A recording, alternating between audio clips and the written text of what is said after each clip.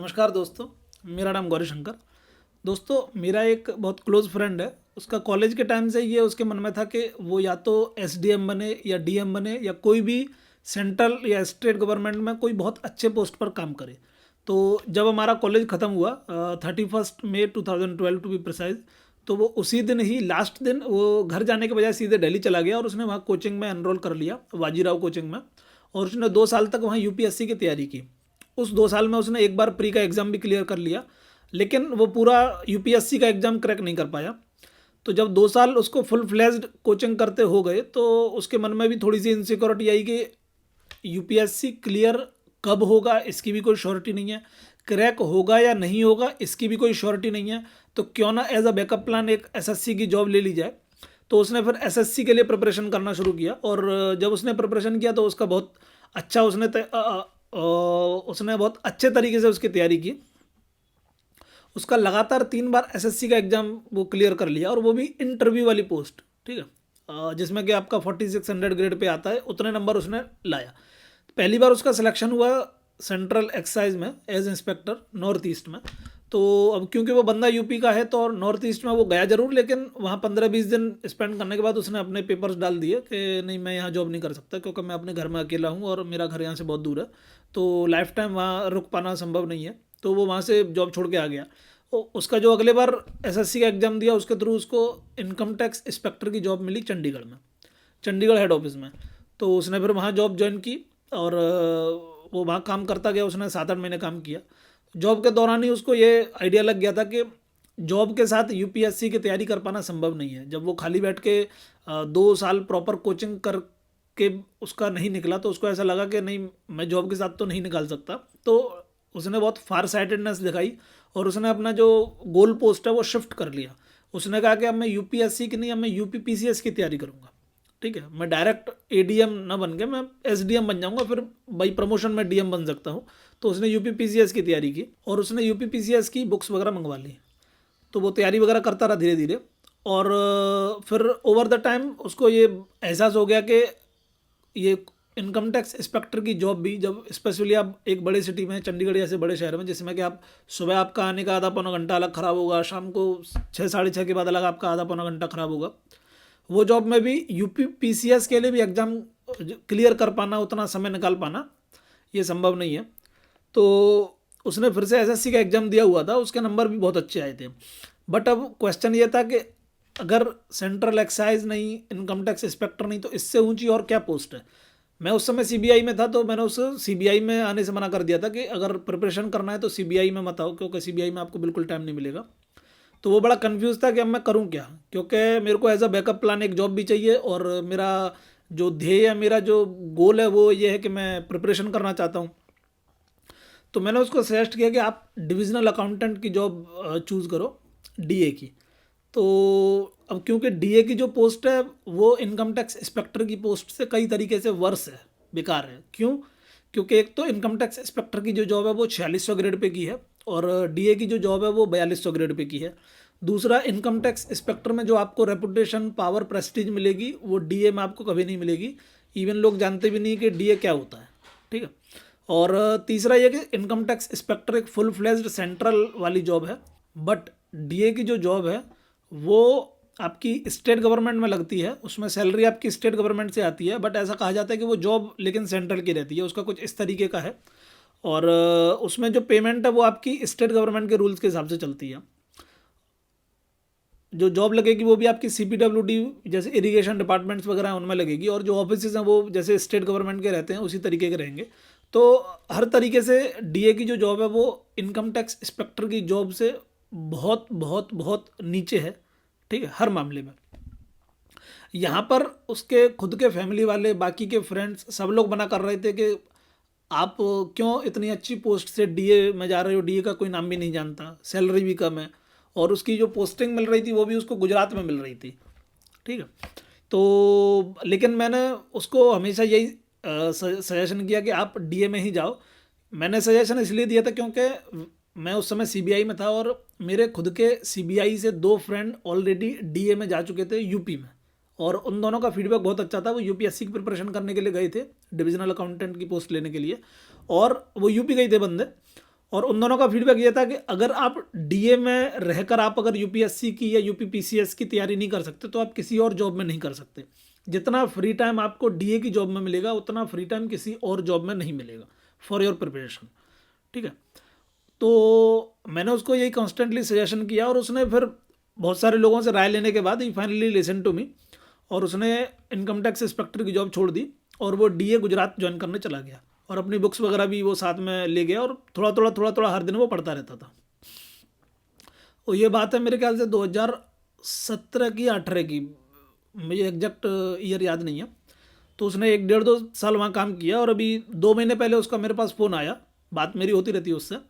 2 महीने पहले उसका फ़ोन आया कि गौरी भाई I am very very thankful to you कि तुमने मुझे सही राह दिखाई, and he has been selected in UPPCS with under 50 rank. उसकी 50 के अंदर रैंक आई है और वो डायरेक्ट उसको एसडीएम की पोस्ट मिलेगी और 10 से 15 साल के अंदर वो यूपी में डीएम भी बन जाएगा। उसमें इस जॉब के साथ कई सारे उसके अच्छे फ़ायदे हुए। एक तो यह कि वो पहली उसकी जो जॉब थी डीए की वो गुजरात में थी और अभी वो अपने होम स्टेट में यूपी में एक एसडीएम की पोस्ट पर बनेगा, तो वो एक अलग उसका वर्चस्व रहेगा, अलग उसका रुतबा रहेगा, रुबाब रहेगा। और हर तरीके से अब ही इज़ परफेक्टली हैप्पी। मतलब he struggled for 8 years since 2012 up until 2020, but finally he got what he wanted, what he deserved.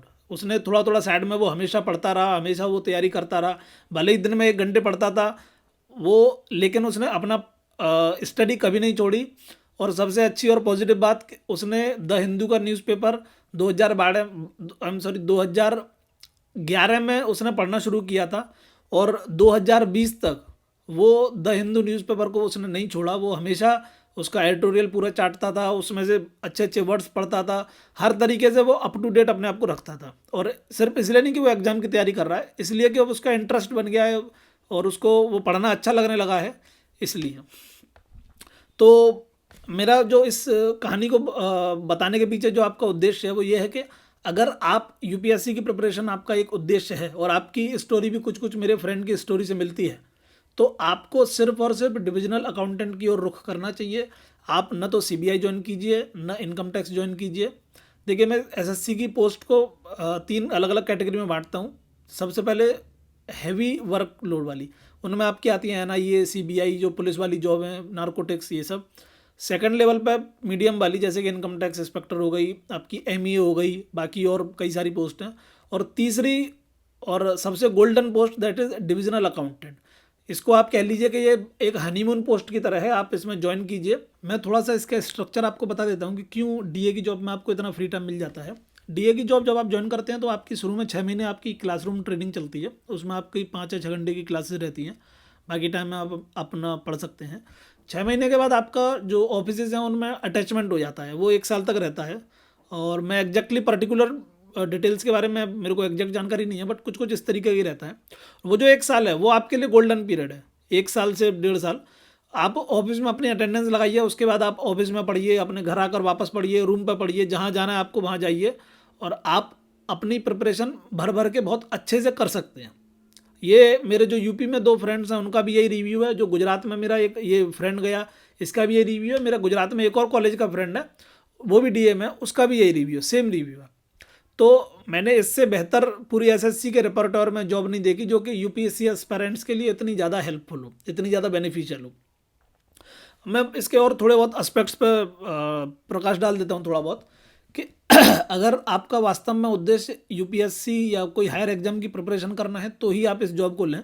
Otherwise इसमें करियर प्रोस्पेक्ट्स या जॉब प्रोस्पेक्ट्स मतलब ऐसे हैं कि जो I would not like personally, क्योंकि state government के डिपार्टमेंट्स में काम करना ये मेरे बस की बात नहीं है। और मोस्ट ऑफ द जो एस्पिरेंट्स तैयारी कर रहे हैं वो भी स्टेट गवर्नमेंट जैसे ऑफिस में काम करना पसंद नहीं करेंगे, आई एम श्योर। तो अब इसमें एक सबसे बड़ी जो बात आती है वो मैं और डिस्कस कर लेता हूँ।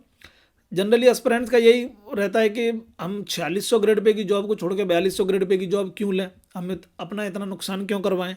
इससे बढ़िया तो यह कि इनकम टैक्स इंस्पेक्टर या सीबीआई या कोई और अच्छी जॉब ले लें और साथ साथ तैयारी करते रहें।